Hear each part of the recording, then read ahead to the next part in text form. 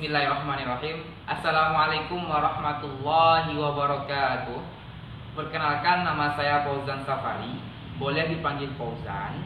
Alhamdulillah, sekarang saya sedang menempuh jenjang perkuliahan di jurusan Kimia Fakultas MIPA Universitas Andalas angkatan 2017. Melalui video singkat ini, saya akan mencoba sedikit menjelaskan mengenai sintesis kloroforum. Sebelum kita masuk ke cara kerjanya, tentu kita harus mengetahui dulu apa sih itu kloroforum, tujuan kita melakukan hal ini, dan juga bahan atau alat yang akan kita gunakan nanti. Kloroforum itu merupakan turunan dari asam formiat dan juga termasuk ke dalam senyawa polihalogen. Maksud dari polihalogen ini yakni senyawa turunan karboksilat yang mana mengikat lebih dari satu atom halogen, makanya disebut dengan senyawa polihalogen, dan kloroforum termasuk ke dalam senyawa tersebut. Kemudian kloroforum itu berasal dari kata formiat dan halogen. Artinya apa?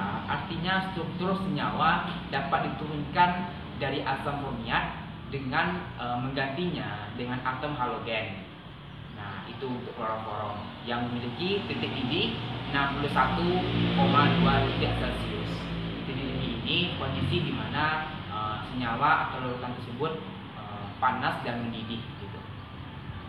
Oke, baik. Sekarang kita langsung masuk ke cara kerja. Nah, cara kerja dari kloroforum. Oke, baik teman-teman semua. Sekarang kita masuk ke yang paling penting dari pembahasan kita pada hari ini. Yang pertama itu dulu mungkin bahan-bahan yang akan kita gunakan dalam praktikum kali ini. Ada 4 bahan ya. Yang pertama yang akan kita gunakan yaitu bubuk kaporit. Ini berbentuk bubuk karena nanti akan kita buat buburnya dari pelarut air. Bubuk kaporit. Nah, kemudian yang kedua itu bubuk kaporit ini fungsinya nanti sebagai bahan dasar dari sintesis kloroforum pada hari ini. Kemudian yang kedua itu senyawa aseton. Aseton ini juga sebagai bahan dasar dalam pembuatan atau sintesis dari kloroforum. Yang ketiga ada senyawa NaOH 2%, yang mana nanti NaOH ini kita gunakan sebagai pencuci dari hasil akhir dari kloroforum itu sendiri. Yang terakhir ada Aquades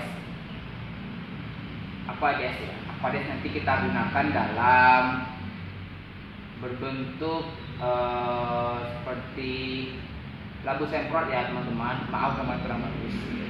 Labu semprot. Nah, disininya Aquades ini kita gunakan sebagai pelarut dalam pembuatan bubuk kaporit ini nanti. Nah, itu untuk bahan-bahannya. Oke, baik teman-teman semua. Sekarang kita masuk kepada alat yang akan kita gunakan selama praktikum nanti atau ketika kita sintesis kloroforum.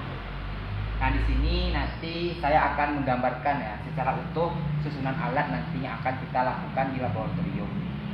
Oke, saya gambarkan dulu ya.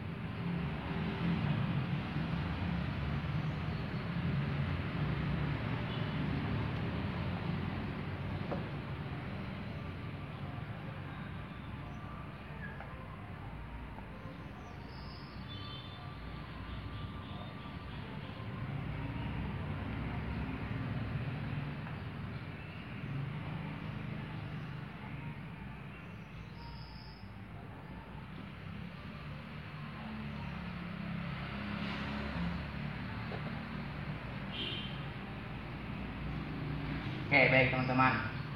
Nah, seperti inilah nanti gambaran alat yang akan kita susun ketika kita melakukan praktikum. Mohon maaf ya karena gambarnya kurang bagus. Nah, langsung ya saya jelaskan. Yang pertama, ini namanya standar. Standar yang digabung langsung dengan klem. Nah, ini gunanya untuk supaya alat yang kita susun itu bisa berdiri kokoh, gitu, tidak jatuh. Nah, ini langsung terhubung ya, standar dan klem. Nah, kemudian yang ini merupakan penanas atau pemanas. Pemanas ini fungsinya untuk memanaskan larutan di dalam sini. Nah, ini namanya labu destilat, teman-teman. Labu yang digunakan untuk mendestilasi larutan yang akan kita gunakan nanti. Kemudian ini merupakan kondensor. Kondensor yang fungsinya akan ada nanti air masuk dari sini. Ini lubang masuknya, lubang masuk air, dan ini untuk air yang keluar. Nah, jadi nanti ketika air masuk dan juga air keluar akan penuhlah dalam kondensor ini. Ketika kondensor penuh, maka larutan yang melewatinya akan langsung dingin karena sifat air tadi yang sejuk ya teman-teman, akan membuat larutan tadi bisa dingin dan bisa masuk ke dalam ini namanya Erlenmeyer. Erlenmeyer ini fungsinya sebagai wadah akhir dari hasil destilasi kita nanti. Nah, untuk ini namanya corong pisah. Fungsinya nanti untuk memisahkan larutan yang berbeda di antara dalam corong ini. Nah, yang di sini, yang di ujung ini namanya termometer. Termometer guna untuk kita mengatur suhu dan juga mempertahankan suhu nanti. Nah, seperti inilah nanti gambarannya. Oke. Sudah cukup jelas ya untuk alat-alatnya. Mungkin sekarang kita masuk ke dalam skema kerjanya lagi. Oke, sekarang kita masuk ke cara kerja dari sintesis kloroforum. Nah, pertama yang perlu kita lakukan,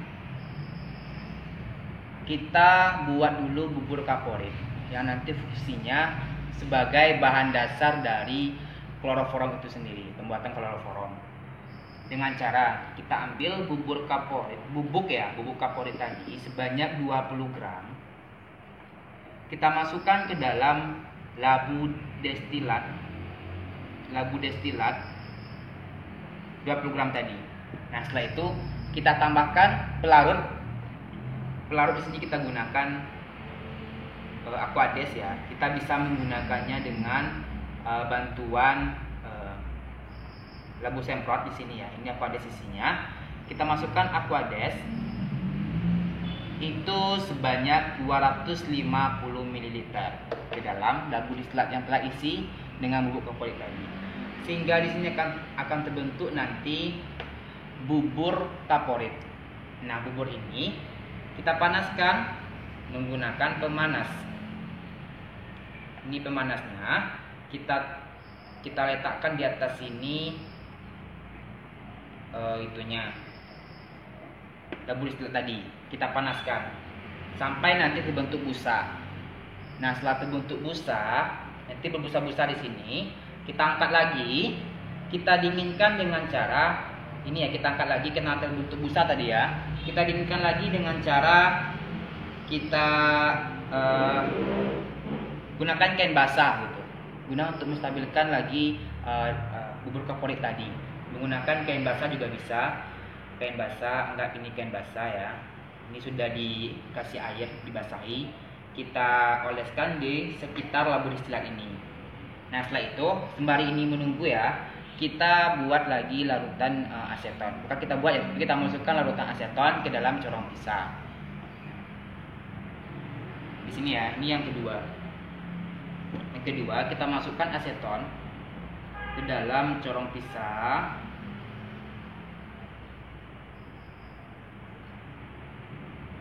Nah,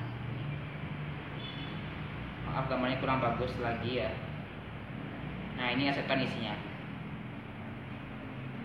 Kemudian aseton yang telah kita masukkan ke corong pisah ini kita gabungkan ke dalam labu destilat tadi. Kita gabungkan dulu ya alatnya, kayak gini jadinya. Kita gabungkan. Kita juga bisa menggunakan standaran klem tadi ya teman-teman semua. Ini dan standar klem. Maaf. Oke. Ini corong pisah tadi.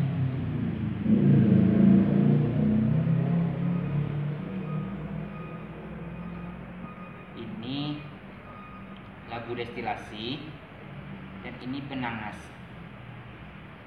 Nah, ini yang isinya larutan aseton dan ini isinya bubur kaporit. Kita buka pelan-lahan kerannya.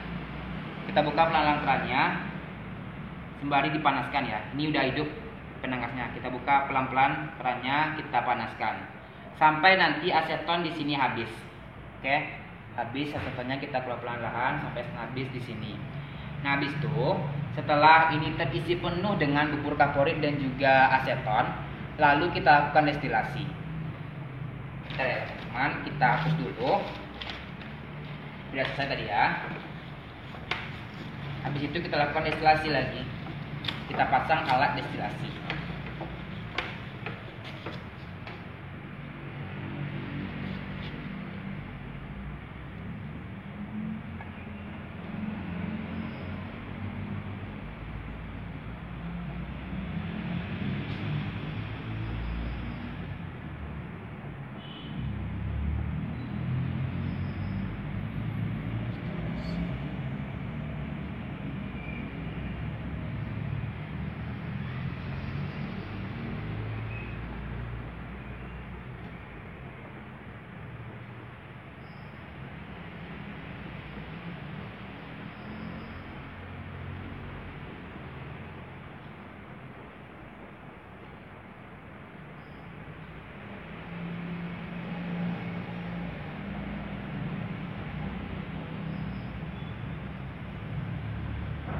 Nah, ini ya air destilasinya.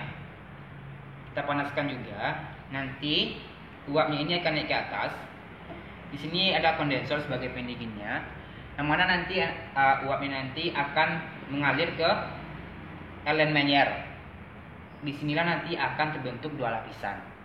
Dua lapisan yang mana isinya itu adalah kloroform dan juga pengotor-pengotor lainnya.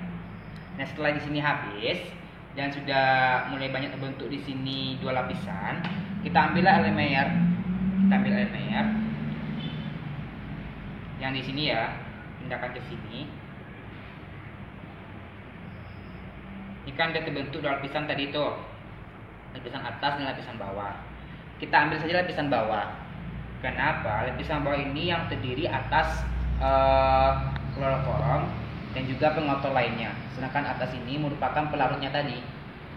Kalau yang di awal. Nah, di sini ya. Kita ambil, kita pisahkan dengan corong pisah juga. Nah, yang dua lapisan tadi. Setelah itu kita pindahkan ke gelas piala juga bisa. Yang lapisan bawah tadi. Nah, kemudian kita tambahkan NaOH. NaOH yang mana fungsi NaOH tadi sebagai pencucinya gitu. Dan juga CaCl3. Dipisahkan di sini ya. Bukan CaCl3 tapi CaCl3. Kita masukkan ke sini supaya nanti bisa menarik dan juga memisahkan mana yang kloroform, mana yang bukan. Nah, habis itu setelah kita pisahkan, kita saring dan kita pindahkan ke dalam wadah terakhir. Wadah terakhir ini bisa juga menggunakan botol vial juga bisa. Gambarnya kurang bagus. Ini masukkan ke sini ya. Ini adalah hasil akhir dari kloroform yang kita buat tadi. Cukup mudah bukan? Nah, nanti di sini kita hitung berapa rendemennya dan berapa massa yang kita dapatkan dari kloroform itu.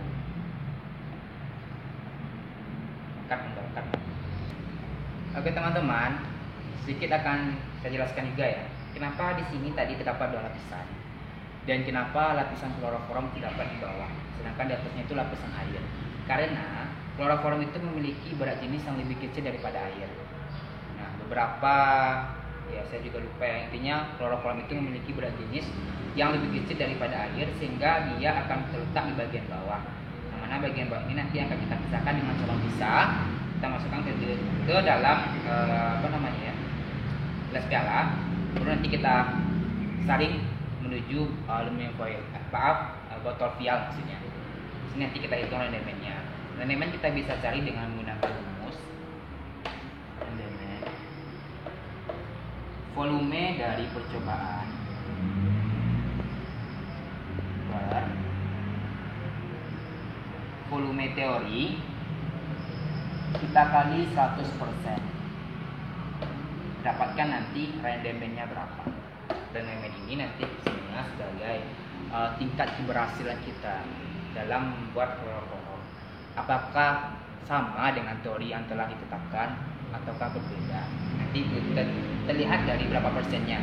Jika lebih dari 50% itu bisa dibilang bagus gitu. Namun jika di bawah 50% itu hasil yang kita dapatkan itu tidak terlalu bagus gitu.